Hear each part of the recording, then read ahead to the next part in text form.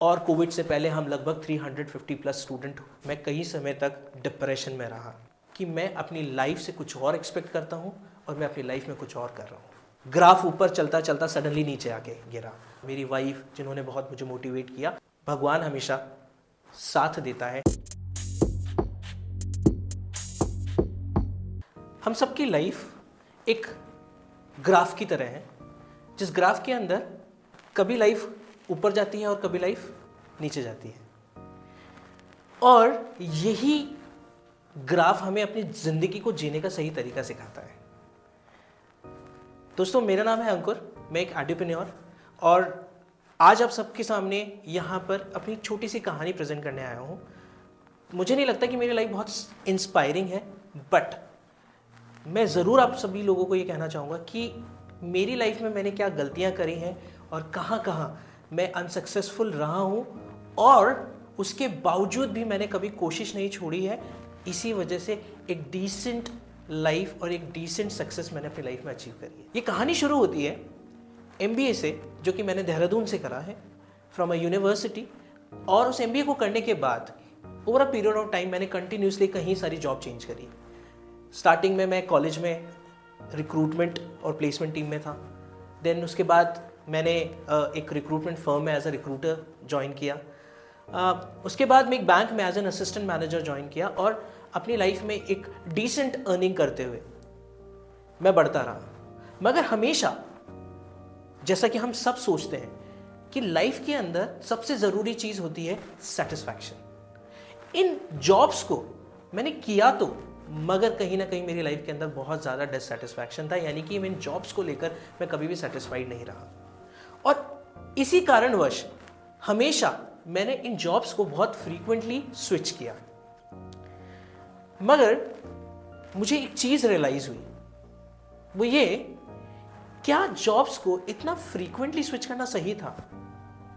मैंने एक दिन बैठ के सोचा तो मुझे रियलाइज हुआ कि मेरा डिससेटिस्फैक्शन का कारण आखिरकार क्या है। तो मुझे यह रियलाइज हुआ कि मेरा डिससेटिस्फैक्शन का जो सबसे बड़ा कारण है वो है कि मैं अपनी लाइफ से कुछ और एक्सपेक्ट करता हूं और मैं अपनी लाइफ में कुछ और कर रहा हूं। यहां से मेरी लाइफ के अंदर हल्का सा एक चेंज आया और मेरे लाइफ का हल्का सा डायरेक्शन चेंज हुआ, और कुछ दिनों बाद मैंने अपनी बैंक की अच्छी खासी नौकरी छोड़ दी। मैं जयपुर आया। जयपुर में आने के बाद मेरे पास कुछ नहीं था। मेरे को समझ नहीं आ रहा था कि क्या शुरू करना है जिससे कि मैं अपनी लाइफ को बेहतर कर सकूं और स्टेबल कर सकूं।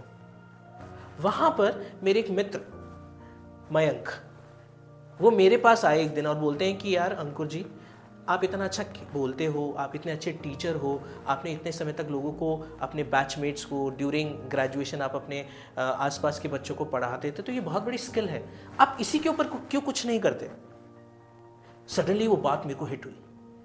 बोला यार, बात तो सही है, ये चीज़ तो मैंने कभी रियलाइज नहीं करी कि मेरा सबसे बड़ा पोटेंशियल टीचिंग है और मैं इसी के लिए कुछ नहीं कर पा रहा हूँ। इस ड्यूरेशन में हम लोगों ने, मैंने और मयंक मेरे फ्रेंड ने, अलग अलग स्कूल्स में, अलग अलग इंस्टीट्यूशंस में जाके सेशंस लेना शुरू किए, जहाँ पर हम बच्चों को गाइड करते थे about their personality, about their body language and about different aspects of an individual. और वहाँ से मेरा ये पैशन टीचिंग का अरोज हुआ। इसी ड्यूरेशन में मैं लैंड अप हुआ एक इंस्टीट्यूट में, जिस इंस्टीट्यूट का नाम है EMS एकेडमी। वहां पर मैं गया था एज अ मेंटोर सेशन लेने के लिए। मगर मेरे सेशन के ड्यूरेशन में जो मेरे पार्टनर थे, उन्होंने रियलाइज करा कि शायद इस इंसान को पार्टनर बनाया जा सकता है, और उस समय वो EMS, जिसका नाम था इजी मैथ सोल्यूशन, बहुत ही छोटे लेवल पे एग्जिस्ट करता था। और वहां से मेरी एंटरप्रेन्योर की जर्नी स्टार्ट हुई। मैं और मेरे पार्टनर दोनों ने मिलके इस इंस्टीट्यूट को रीब्रांड किया, और वहां से हम लोगों ने एक सर्टेन गुड स्ट्रेंथ को गेन किया फ्रॉम द लोकल सोसाइटी। और कोविड से पहले हम लगभग 350 प्लस स्टूडेंट जनरेट कर चुके थे हमारे इंस्टीट्यूट के लिए। एक बहुत बड़ा नंबर था, क्योंकि ऐसा आसपास का कोई भी इंस्टीट्यूट नहीं कर पाया था। और इस ड्यूरेशन में ना सिर्फ EMS एकेडमी, हम लोग साथ में हॉस्टल्स भी स्टार्ट कर चुके थे, हमारी लाइब्रेरीज भी थी, और we were earning into good numbers. Even I could say we were more than crores of turnover at that time. मगर जैसा सब लोगों के साथ हुआ वैसा मेरे साथ भी हुआ।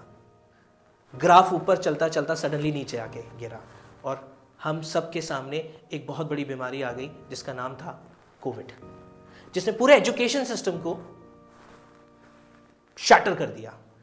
और इस शैटरिंग का जो इम्पैक्ट था वो मेरे ऊपर बहुत ज़्यादा आया, जिसकी वजह से मैं कई समय तक डिप्रेशन में रहा।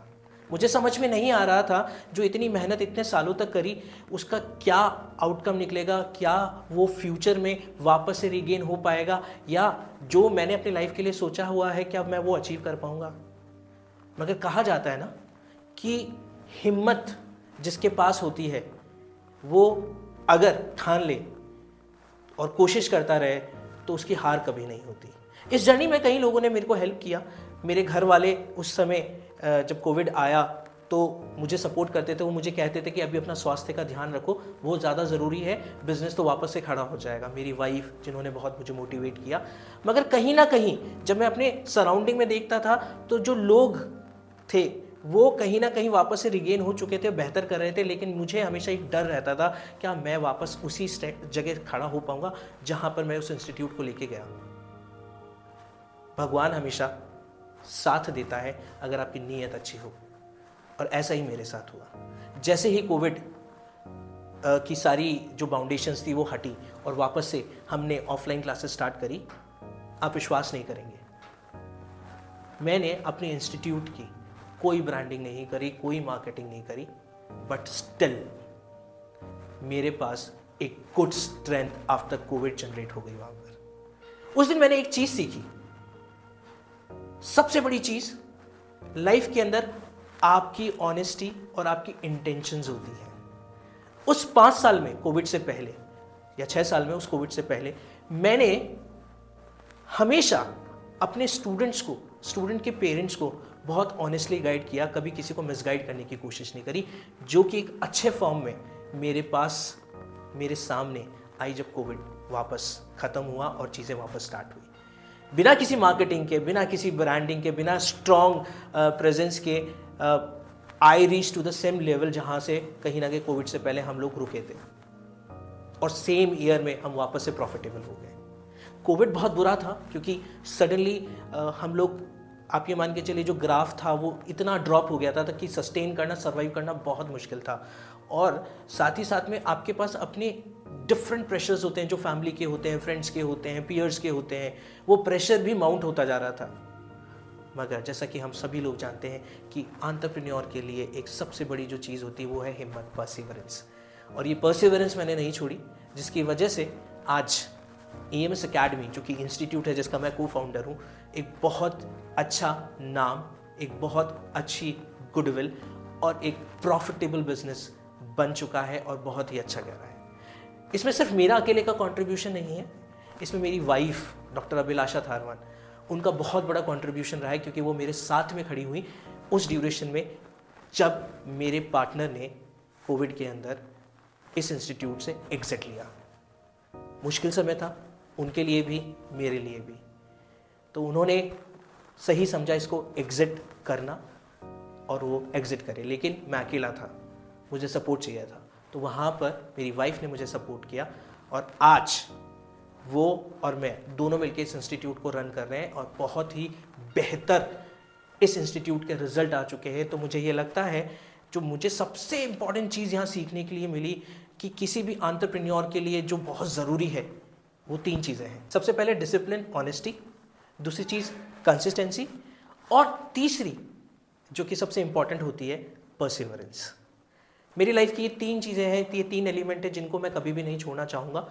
और अगर आप इन 3 एलिमेंट्स के बारे में और जानना चाहते हैं तो अगला जो वीडियो है वो ज़रूर देखिएगा। और ये थी मेरी छोटी सी जर्नी, जो शायद इतनी इंस्पायरिंग नहीं है, बट फिर भी मुझे लगता है कि आपको इससे बहुत कुछ सीखने को मिलेगा। तो प्लीज़ अगर आपको ये वीडियो अच्छा लगा हो तो फॉलो करें एम्बिशियस टॉक को और मेरी अगली वीडियो ज़रूर देखें। Thank you.